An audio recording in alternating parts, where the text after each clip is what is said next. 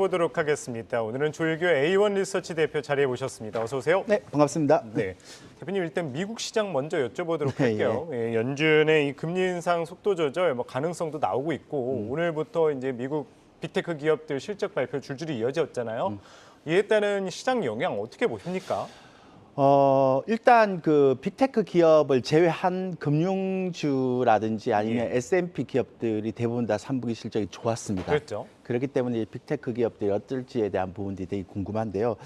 그 일단 인플레이션 금리 속도 조절론하고 에서 이제 관련해서 제가 몇 가지 얘기 드리면 예. 이게 왜 나왔는가 하면 이게 인플레이션이 공급망 이게 문제 때문에 이게 올라간 거잖아요. 그러니까 이게 굉장히 빠르게 긴축을 한다고 해서 이게 잡히냐.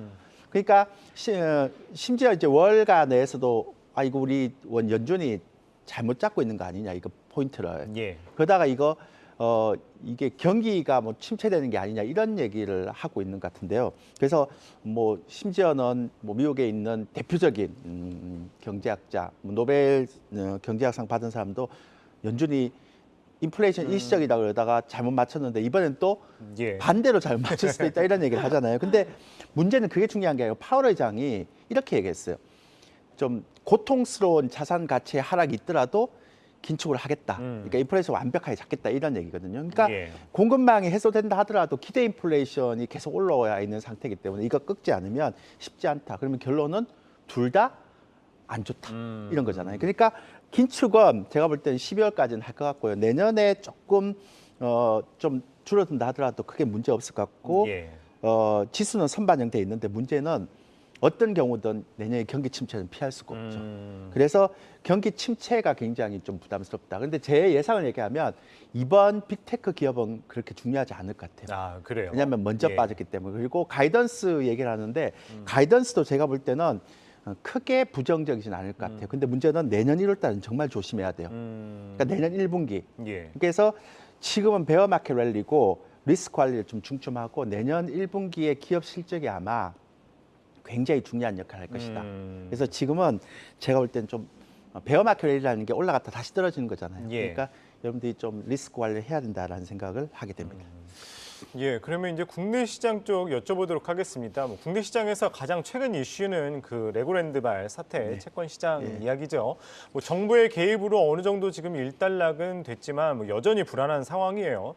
뭐 앞으로 좀 시장 영향 어떻게 보세요? 이와 관련해서는? 제가 이 방송에 나와서 계속 얘기 드렸던 게 앞으로 되게 힘들 거다. 특히 회사채 시장 힘들 거다라고 말씀드리고 예. 재무가 안 좋은 기업들을 빨리 바꾸시라라고 했는데 이제 이게 터져버렸어요. 그러니까 그 롯데건설 같은 경우는 모회사가 또 단단한 모회사가 있기 때문에 돈을 지원해 줄 수 있고 예. 유상증자를 할 수 있는데 그 모회사 없는 쪽은 어때요? 할 수가 없잖아요. 그렇죠. 그러니까 결과적으로 회사채 금리를 되게 높게 주겠다도 금융권에서 안 한다는 거는 실질적으로 되게 부담스러운 게 있죠. 그래서 이건 좀 이따 제가 개별주 매매 얘기하면서 다시 얘기하고요. 예. 10월 수출 증감률 발표했거든요. 그러니까 1일에서 20일까지 예. 준비한 자료 보시면 나오는데요. 제가 사실 이거 기대를 좀 했는데 외국인들이 많이 샀기 때문에 한 예. 2조 정도 샀기 때문에 기대를 했는데 좀 실망스럽습니다. 아, 그런가요? 예, 이게 예. 10월 수출 증감률을 보면 이게 데이터가요. 이게 나오는 게 5.5가 나왔습니다. 그러니까 이게 너무 안 좋은 거죠. 예. 그러니까 증감률 차트를 보면 그래서 이게 10월 달에 수출 증감률이 저는 한 9% 정도 나올 줄 알았는데 이게 5밖에 안 나왔어요. 아, 그래요? 5.5밖에 안 나왔어요. 예, 그러니까 예. 이게 여기 보시면 아시겠지만 예. 지난번 2.8 찍고 예. 9.5가 나와야 되는데 5.5밖에 안 찍었죠. 절반 너무 정도밖에 안 그러니까 나오네요. 너무 실망스러워서 저는 예. 이걸 보면서 이건 내년에 글로벌 경기 둔화가 굉장히 좀 지속돼 있구나 이런 생각을 하고 있고요. 두 번째 금융투자 인버스 수급 제가 계속 말씀드렸잖아요. 그렇죠. 금융투자 인버스 수급을 보면 이것도요. 보세요. 인버스 ETF 수급인데 예. 제가 지난번 나올 때 했죠. 이상하게 이 인버스는 시장이 떨어지면 수익이 나는 구조인데 예. 시장이 떨어질 때마다 더 산다 그랬죠. 예. 더 사고 1월 달에 더 사고 6월 달에 더 사고 9월 달에 더 샀는데 지금 10월 달에 안 팔아요. 그러니까 금융 투자가 인버스를 이렇게 많이 그토 2X를 해놓고 예. 왜 안 푸는지 모르겠어요. 이 얘기는 아직도 그쵸. 상승 쪽이 아니라는 아니다. 걸 생각하겠죠. 그죠? 세 번째 이제 외국인 수급을 보면 제가 지난번 나와서 3분기, 4분기에 되게 좋다 그랬잖아요. 예. 이거 제가 잘 들어보세요. 시장 상황 얘기를 할 거니까 6조를 샀어요. 6조를. 예. 근데 외국인들이 어떤 종목을 샀는지 제가 좀 분석을 해봤어요. 예. 보니까 1위에서 10위까지 6조를 샀던 거 어떤 종목을 샀는지 분석해 보니까요. 1위가 LG 에너지 솔루션, 예. 삼성 SDI, 2차 전지죠. 그리고 그러네요. 지배력이 강한죠. 예. SK하이닉스, 현대차, 하나솔루션은 태양광 중에서 미국에 계속 투자를 했던. 예. 그래서 인플레이션 감축 법안에서 굉장히 수혜를 수혜를 받는. 받는. 그다음 현대차 실적 되게 잘 나왔죠. 예. SK하이닉스. 그다음에 6위에서 10위 정도를 보면 예. 기아차, 현대차그룹 다 그러네요. 실적이 좋은 거예요. 예. 현대모비스 내년에 현대차그룹들 또 현대엔지니어링 상장시켜갖고 지배구조 개편되는 거죠. 예. 미포조선 조선주중 1등이죠. 그쵸. LG화학 가장 저평가된 지주회사죠. 셀트리온 제가 말씀드렸죠. 내년에 블록버스트 신약 2개가 만개가 돼서 이제 이게 그쵸. 그거에 대한 복제약. 복제약이 굉장히 인기가 있다 그죠. 예. 보시면 전부 다 시장 지배력 1위 종목이나 실적 잘 나오는 종목 말고는 안 예. 사요. 근데 재밌는 건 이 중에서 7월부터 10월까지 샀던 종목 중에서 10% 이상 간 종목이 있습니까? 수익률로? 하나도 없어요. 없죠. 제가 보니까 7월달 사기 시작해서 6조를 샀는데 여기서 샀던 종목들 10종목 중에 오늘 기준 최고 많이 갔던 종목이 4% 수익 나는 거예요. 자, 이 얘기는 어떤 뭐냐면 종목인가요? 예. 시장이 떨어질 때마다 그냥 받치는 거예요. 예. 조금 사는 거예요. 그러니까 밀어 올리면서 사는 게 아니거든요. 그러니까 시장이 지금 못 가고 딱 박스에 갇힌 거예요. 예. 시가총액 1위 종목, 2위 종목, 3위 종목을 다 사버려요. 그러니까 1위 종목은 아니겠네요. 삼성전자 빼고. 그러니까 시장이 딱 막혀버리니까 파생 매매하는 사람들이 파생이 안 돼요. 예. 그러니까 해치 투자를 해갖고 매매하기는 쉽지 않아요. 근데 두 번째는 개별주가 최근에 여러분들 한번 보셨어요? 되게 재밌는 일이 벌어지고 있어요. 그러니까 예. 개별주를 여러분들 아마 개별주 하면 잘 안 될 거예요. 어느 날 개별주가 아무 근거도 없이 거래가 막 터지면서 주봉이 양보고 쫙 올라와요. 그러면 보통 우리가 이제 트레이드나 하는 사람들은 요거 시작이다 생각해서 눌림목에서 사거든요. 예. 그러면 4주 연속으로 조금씩 빠져버려요. 아. 또 다른 종목이 거래가 터지면서 양봉이 쫙 나면 예. 또 일단 올라가고 시세 연속성이 안 나고 또 4주 연속 빠져버려요. 떨어지고. 이걸 우리 전문적인 용어로 예. 우리끼리 하는 얘기로 개미 지옥 그러거든요. 단타 지옥. 그렇네요. 그러니까 예. 개별주도 이런 식으로 올렸다가 연속성이 없이 쭉쭉쭉쭉 빼고 그다음에 지수도 아까 외국인들이 사놓고 있으니까 박스권에 묶여버리고 매매도 예. 안 되고 이러니까 시장은 안 빠지는 것 같죠? 근데 직접 매매를 해보시면 정말 힘든 시장이에요. 그럼 제가 뭔 얘기를 하려고 하는가 하면 예. 이런 시장에는요 길게 보고 가시거나 아니면 매매를 쉬어야지 하면 할수록 손해가 난다. 손해다. 예.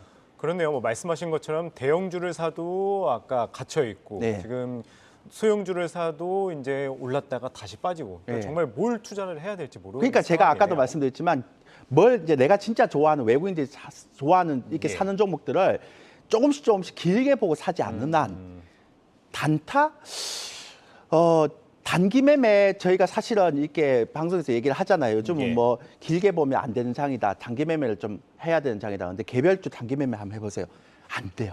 안 먹혀요. 그러니까 주봉이 연속적으로 양봉이 2개 이상 나는 경우가 거의 없어요. 예. 그러니까 아까 제가 개미 지옥이라고 했잖아요. 그러니까 이런 장은 앞서 말씀드렸지만 레고랜드 같은 해서 회사채 문제에 대한 부분이 터지기 때문에 저희 내피셜인데 지금 올라가는 종목들이 대부분 다 재무가 좀 안 좋은 종목이에요. 근데 그런 것들 올려서 개인들한테 넘기고 올려서 넘긴다는 건 내년에 예. 이게 회사채 시장이 본격적으로 문제가 생기면 이런 종목들 못 가잖아요. 그렇네요. 그러니까 그거를 개미들한테 넘기려고 그러는 거예요. 왜냐하면 보세요. 재무가 안 좋은 종목 롯데건설도 회사채 발행이 안 돼서 지금 모회사에도 유상증자 있잖아요. 근데 예. 이거 모회사가 없는 사람들은 어떻게 해요? 유상증자 하면 무조건 폭락이고 그렇죠. CBBW 되나요? 안 되죠. 안 되죠. 다 막혀 있잖아요.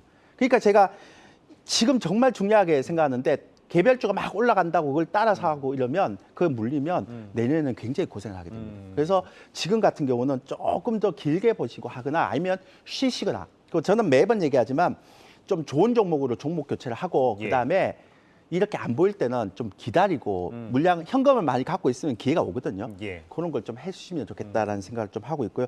전 내년에요. 내년 1분기에 진짜 조심해야 된다고 계속 말씀드리고 있는데 예. 제가 구체적으로 제가 지수에 대한 밴드는 얘기를 못 하겠지만 여러분들이 내년 1분기 전까지는 어떤 형태든 간에 현금을 좀 마련해 놔야 예. 됩니다. 제가 내년 1분기가 굉장히 위험하다는 얘기는 다시 해서 현금이 많은 분들은 예. 굉장히 좋은 기회가 올 수 있다는 얘기입니다.